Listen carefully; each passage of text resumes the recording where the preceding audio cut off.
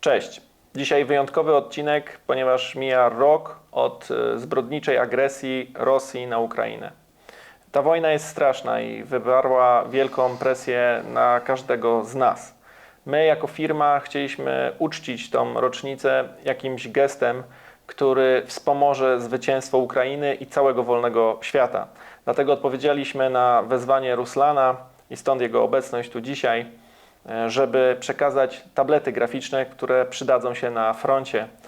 Ale porozmawiamy też o całym tym niesamowitym roku. Zostańcie z nami. Jako firma TK Holding chcemy tutaj wspomóc Ukrainę, tak, ponieważ mija już rok od napaści Rosji na Ukrainę, ale te potrzeby, jeżeli chodzi o wsparcie, dalej są. No i tutaj właśnie Ruslan zwrócił się do nas z pytaniem, czy właśnie nie pomoglibyśmy w zakupie i w dostarczeniu właśnie 2 tabletów, które mają pomóc tutaj w tej trudnej sytuacji. No i właśnie dzisiaj przekazujemy te 2 oto tablety graficzne w formie A3. Mam nadzieję, że się przydadzą i że będą spełniać swój cel. Wielkie dzięki. Naprawdę dziękuję Pawlu, dziękuję Andrzejowi, dziękuję Wam jako firmie, bo ta adresna pomoc jest najważniejsza, ta adresna pomoc jest bardzo skuteczna i mam nadzieję, że te graficzne tablety będą pomocne w tych momentach, do jakiego służą do kartografii, może wojskowej kartografii, może innych rzeczy. Dla każdego z nas to był bardzo trudny rok, pełny emocji i różnych rozdzierających serce sytuacji. Ruslan, czy możesz nam opowiedzieć, naszym widzom, kim jesteś, jak tu się znalazłeś? Tak, to jest dobre pytanie. Rok był naprawdę trudny. Rok był niesamowity. Rok był taki, jaki w najsamym strasznym śnie sobie nie pomyślałem. Jestem Ruslan Friałów, jestem z urodzenia Ukraińcem, urodziłem się w Lwowie. Od dłuższego czasu mieszkam w Polsce, jestem ze środowiska pływackiego i staram się pomóc w tych trudnych czasach faktycznie wszystkim tym naszym mastercom, jakie na dzień dzisiejszy walczą na froncie, jakie są zaangażowane w tej walce z wrogiem, bo trzeba powiedzieć prawidłowo i nazywać wszystko swoimi imionami, że Rosja jest wrogiem, jest zbrodnią i to, co ona robi teraz na Ukrainie, to jest naprawdę niespecjalna, jak oni nazywają, operacja, a to jest wojna, krwawa wojna przeciw ukraińskiemu narodu i przeciw Ukrainie. I wolnemu światu. I wolnemu światu, dokładnie.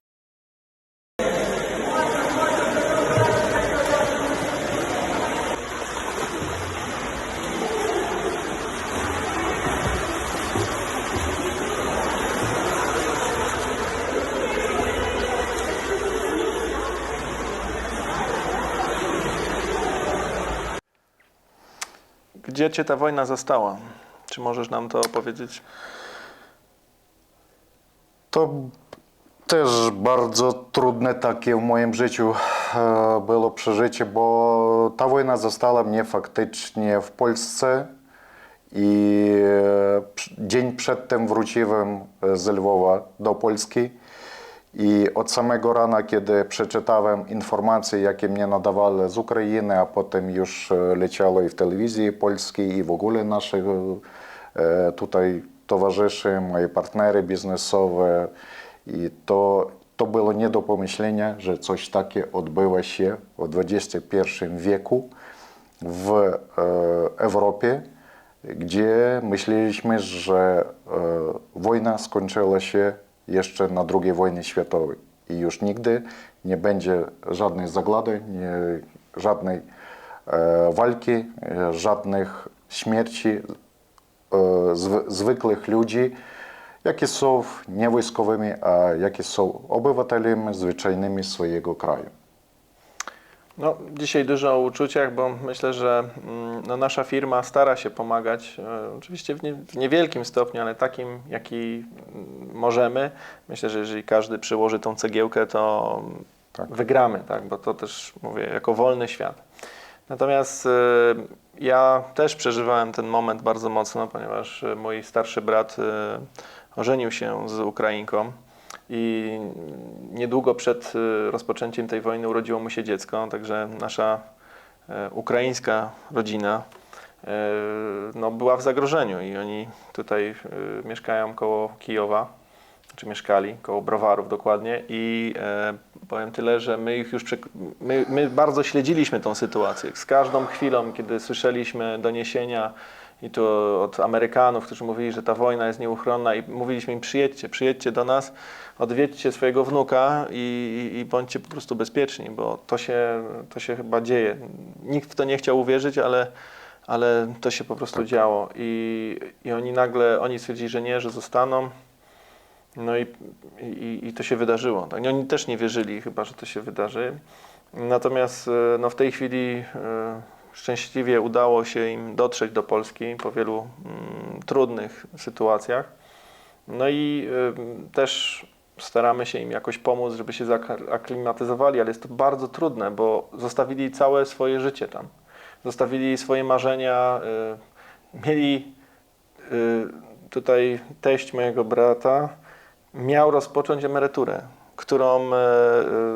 na którą się cieszył i nie zdążył, wszedł w wiek emerytalny, ale nie zdążył odebrać papierów. I miał pewne plany na to emeryturę. Oczywiście i po prostu przygotowywał się całe życie na to i teraz nagle został rzucony do nowego kraju i powiedzmy pomimo wszelkiej pomocy, serdeczności, wyobraźcie sobie, jak muszą się czuć ludzie, którzy no, są obdarci z tych marzeń i którzy nagle muszą po prostu no, też polegać na innych.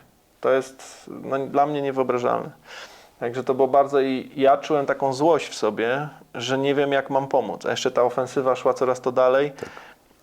I tu muszę powiedzieć, że właśnie wielkie podziękowania dla tych wszystkich, zwłaszcza Ukraińców, którzy przyjechali, czy są tu w Polsce i zbierają tą pomoc i wysyłają ją do tej Ukrainy, bo człowiek czuje jakiś no, mniejszy ciężar, jeżeli wie, że może pomóc. Tak? I ja bardzo z tego powodu się cieszyłem.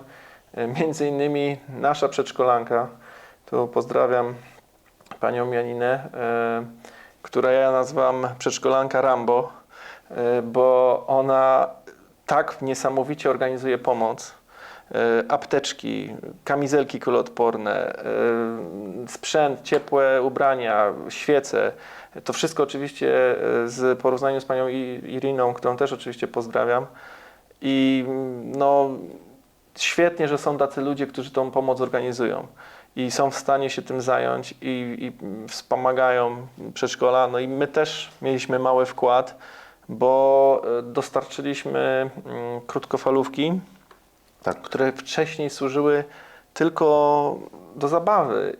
Organizowaliśmy paintballa i ten paintball nauczył mnie tego, że nigdy wojny. Tak? I że gdybyśmy my się dostali w te kamasze i dostali tę broń, no to szybko zginiemy, tak? Na dzisiejszym polu walki. Także nie wyobrażam sobie, bo no wszyscy tu nasi pracownicy są w wieku poborowym. No co by się z nimi stało? Moi drogi przyjaciele z Polski, serdecznie dziękujemy Wam, że dzisiaj może być swoją rodziną. No takie wielkie święto, jakie dzisiaj, to jest świętego Wasylia Wielkiego. Jest po prostu taka atmosfera panująca, że wszystkim stoją łzy w oczach. I zawdzięczam Wam, bo Wy dużo zrobiliście dla tego, żebyśmy byli dzisiaj razem. I temu chcielibyśmy podarować Wam taką kolędę ze Stary Rok. Chociaż nie ma światła, mamy świece, mamy poszczelone matrasy. Stary Rik Benaj.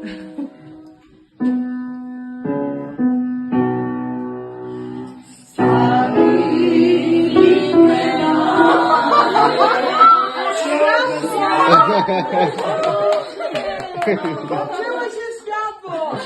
Teraz! Jeszcze raz!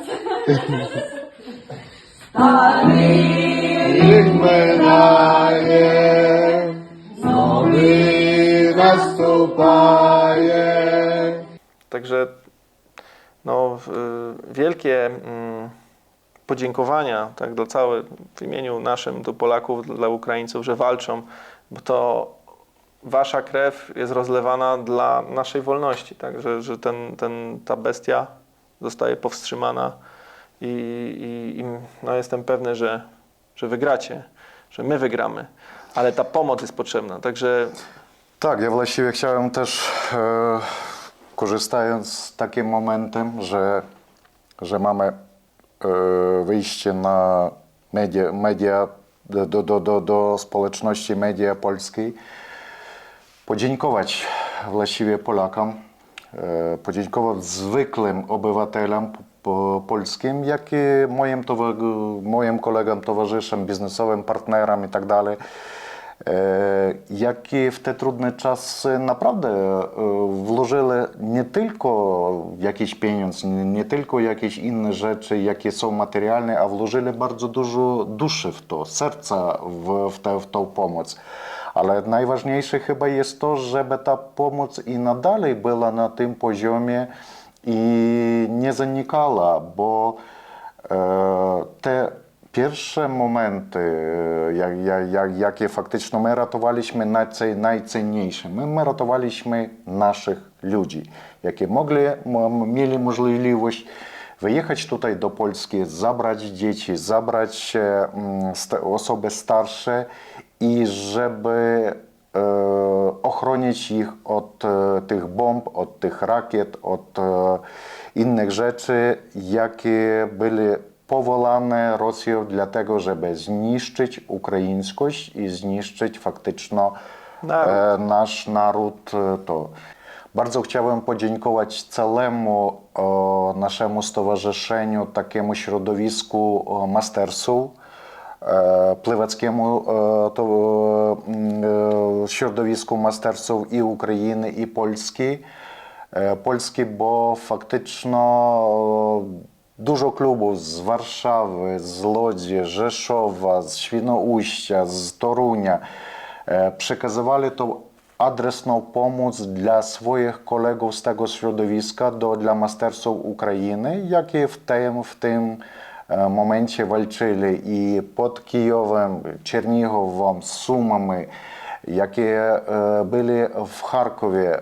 I faktycznie ja jako pełniący stanowisko wiceprezesa Ukraińskiej Pływackiej Asocjacji Klubu Masters starałem się przekazać to zapotrzebowanie, jakie było w naszych jednostkach i starałem się znaleźć tutaj rozwiązanie i faktycznie przekazanie tych niezbędnych militarnych różnych rzeczy, jakie były potrzebne dokładnie w tych jednostkach, dokładnie w ten moment. Było już wspomniane o krótkofalówkach, tak, łączność jak najbardziej.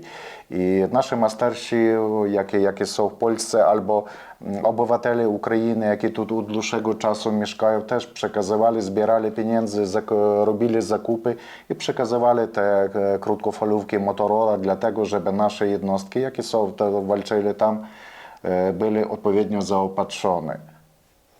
No ale też nie tylko chodzi o wojskowych, ale też i o cywilów. Bardzo dużo wywieźliśmy swoich dzieci pływaków i oni właściwie znaleźli tę możliwość trenować, mieszkać w miastach, trenować w klubach odpowiednich. Wielkie podziękowanie Polskiemu Związku Pływackiemu i bezpośrednio pani prezesu Otelii Jedrzejczak. Ale to jest ważne, że zwykli ludzie zaangażowali się. Więcej powiem nawet w tym, że jeżeli bierzemy taką część sportową jak niepełnosprawni, to dla nich jeszcze trudniej było wyjechać z Ukrainy. Logistyka, jaką prowadziliśmy na przykład z Charkowa, czy z Zaporiżża, czy z Mariupola przez Kijów do Lwowa, potem do Polski i ich tutaj ulokowanie i żeby oni komfortnie się czuli jak w sensie zwykłym jak to życia, ale i treningów, to było bardzo ważne dla nas, bo możemy już na dzień dzisiejszy powiedzieć, że dużo z naszej ekipy narodowej pływackiej nie dla niepełnosprawnych trenowało, znalazło miejsce dla bycia, dla życia i dla treningu właściwie w Polsce. Pozdrawiam w tym kluby Łodzi, jakie nadali bardzo dużo pomocy i im serdecznie w tym dziękuję. Podsumowując odcinek, chciałbym jakby zwrócić się z osobistym apelem, żeby każdy z nas nie ustawiał w tych swoich wysiłkach. Nawet w drobnej części, tak? Każda cegiełka się liczy i nie mówię tutaj tylko o kwestiach finansowych czy jakichś materiałowych, że macie jakieś rzeczy i po prostu chcecie się nimi podzielić z Ukrainą, z Ukraińcami, zarówno tymi, którzy są na Ukrainie, jak tymi, którzy mieszkają tu w Polsce. Wszyscy tego wsparcia potrzebują, ale powiem też i w kwestii emocjonalnej, także okazanie współczucia i nawet takiego kontaktu jest ważne, tak, żeby ci ludzie czuli się tutaj, no, mieli tą cząstkę nowego domu, bo to jest problemem, że też oni czują się wyobcowani. Natomiast też ta pomoc jest wszelaka, bo mówię też o kwestii chociażby architektonicznej, żeby też i o tym myślę, żeby właśnie gdzieś tam na tej Polsce wschodniej budować odpowiednią infrastrukturę, czy minimalizować kwestię zużycia energii, tak? Że to też ma wielki tutaj wpływ. Także trzymam za Was kciuki i dajcie z siebie wszystko. Ze swojej strony chciałbym też zrobić, скажем, taki mały gest podziękowania, ale bardzo ważny dla mnie. Bardzo ważny dla mnie i przekazać bezpośrednio dla Andrzeja, dla Pawła takie piękne wpinki, jakie symbolizują właściwie to symbolizują faktycznie to, co jest między naszymi narodami, polskim i ukraińskim. I przekazują, że za nasze wspólne zwycięstwo, za naszą wspólną przyszłość, za nasz wspólny rozwój, jaki ma trwać nie jeden rok, a mam nadzieję już od zdobycia naszego zwycięstwa i nadal na długie czasy. Dla Was z najlepszymi podziękowaniami. Jeżeli Wy też teraz chcecie pomóc, to w opisie tego filmu będzie kontakt do Ruslana. Już kontaktujcie się z nim bezpośrednio, bo on Wam powie, czego potrzeba w danym momencie i my możemy go śmiało polecić, że jest to osoba godna zaufania, która tą pomoc przekaże we właściwe miejsce.